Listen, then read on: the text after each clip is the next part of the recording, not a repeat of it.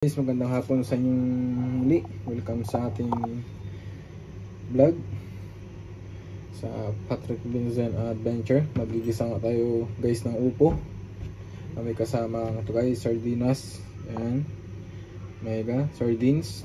Ito yung ingredients natin guys. Meron tayong sibuyas, kamatis, at ito yung ating bawang, at maging yung ating Giovanni Pomace olive oil. Guys, samahan nyo ako. Magluto tayo guys. Maglagay tayo ng mantika.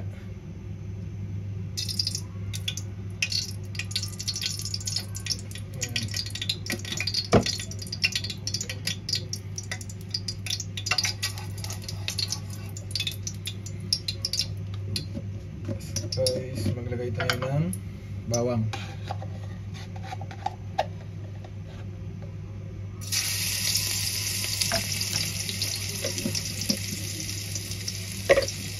Nahalan na rin guys yung apoy.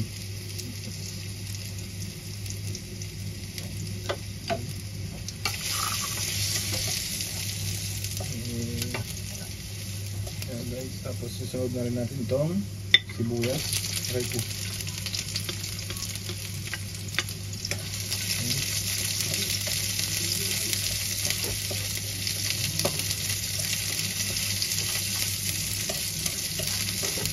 Wala guys, no?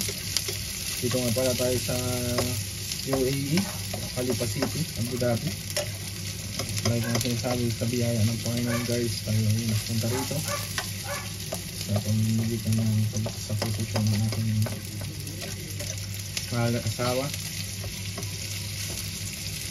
Ang trabaho nga pa ng aking asawa dito guys is assistant teacher Bloom. Ang pangalan ng kanilang school, ang pangalan ng kanilang school na pinapasukan dito guys. Sunod na nga rin natin ito guys ng kamatis na igita para magsama-sama yung kanilang aroma at masarap.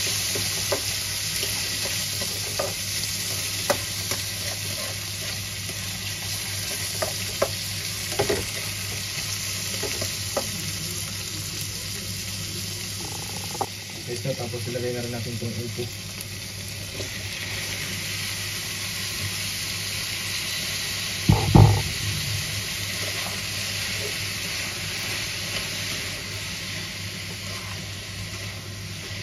Lang nga pala guys, madalas namin ulam dito, gulay, manok, tapos karne ng baka guys. Minsan din nagbababoy o minsan pag napagkasunduan pag naharap na magluto. Palang nagluluto ito guys bahay kung naiiwan dito sa kadahilan ng wala pa tayong work. I hope na by next year kapag renew ng visa guys, no? Pagtrabaho din tayo para makatulong din tayo sa ating may bahay. Lahat naman tayo siguro nag-deserve na nakatulong, especially sa aking family din guys sa Pilipinas. Makatulungan ko yung mga kapatid ko.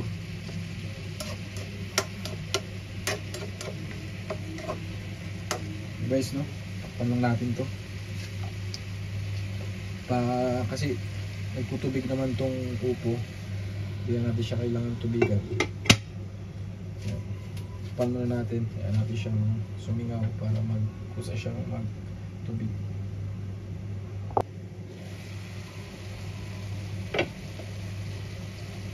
Pero mga natin siya guys.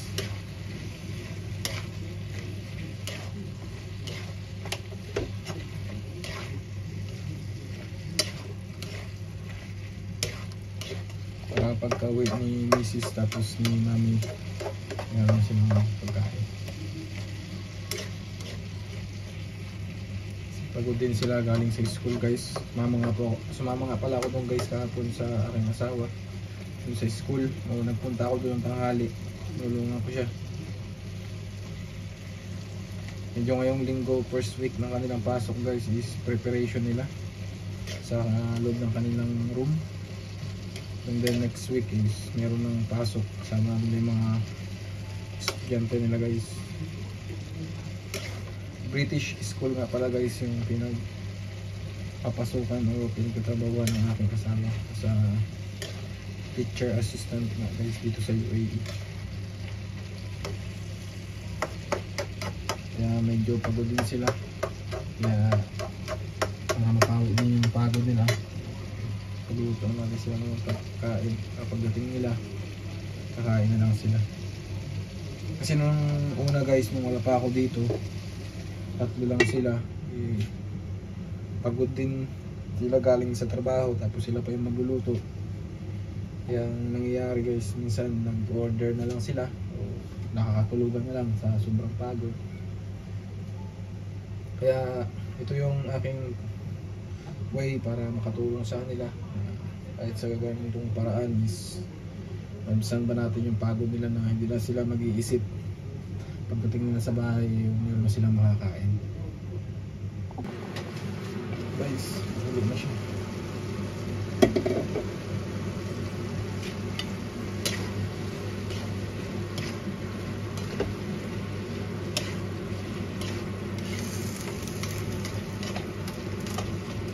Pala no, shoutout nga pala guys sa lahat ng nakakapanood sa ating pagpa-vlog. Thank you sa inyong pagsuporta. Po ba sa mga bago nga sa ating vlog, paki-subscribe and then pa-like, pa-share, and then paiwan na rin guys ng yung comment kung hanggang saan umabot yung ating video nyo guys.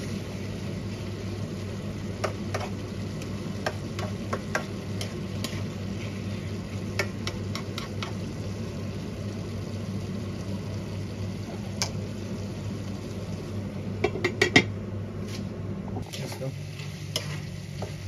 Ayan, malambot na rin siya.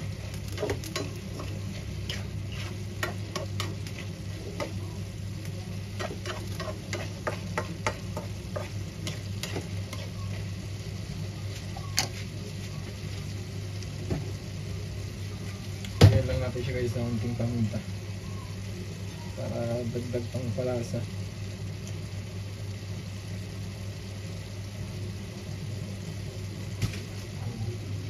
Dagdag pa kung saan.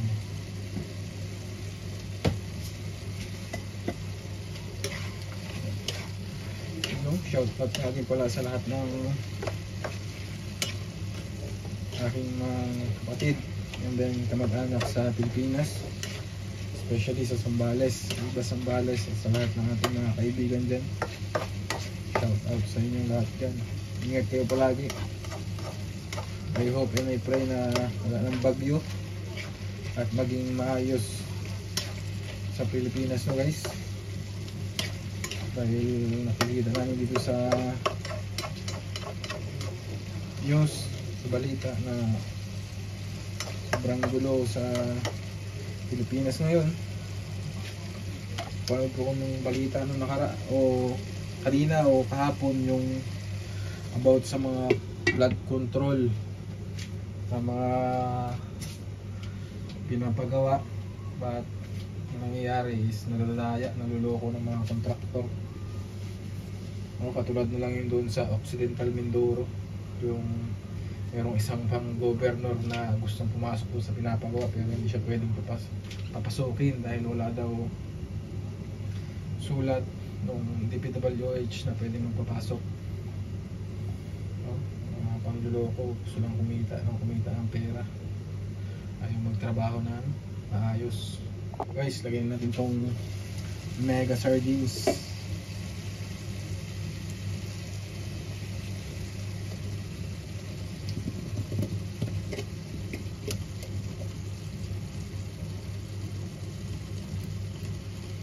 Para mas sumarap. Huwag lang natin.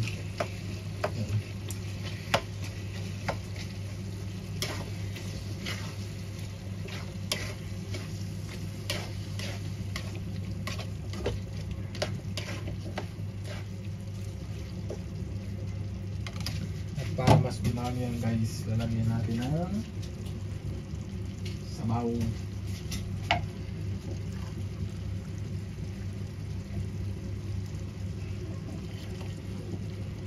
Mahilig tayo dito sa sabaw.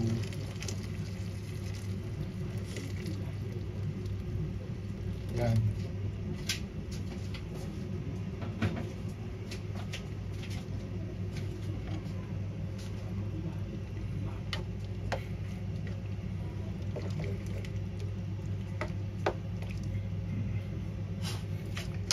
Ayan. Guys, lagyan natin ng pampalasa. Magic sarap. Okay na yan, guys.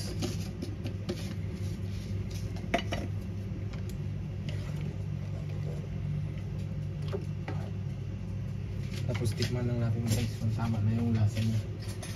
Para alam natin kung ano pa yung ating iladagdag pampalasa.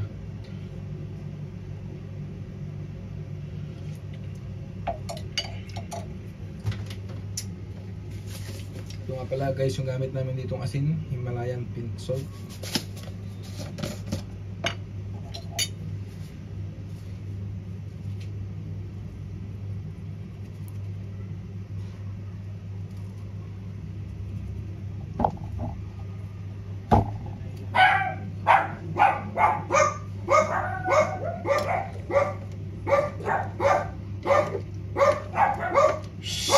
No. Yan pala, guys, yung mga aso natin dito, mga chitsu, kapag mayroon silang naramdaman, hindi mo silang mapipigilang tumahol ng tumahol. Mas lalo yung itim namin chitsu dito. Kala mo pag nakaramdam ng tao ay kaaway niya.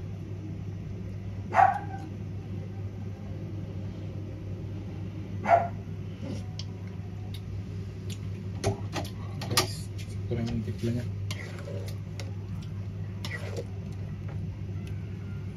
Yan naman, guys, kasalang tayo ng kanin. Guys, okay na to. Salamat nga pala, guys, sa inyong patuloy na pagsubaybay sa ating mga video, no? Huwag din pala natin, guys, kalimutang mag-subscribe, mag-share, and then mag-like, and then paiwan na rin ng inyong comment kung hanggang saan mabot itong video natin. Yun lang, guys, thank you and God bless sa bawat isa.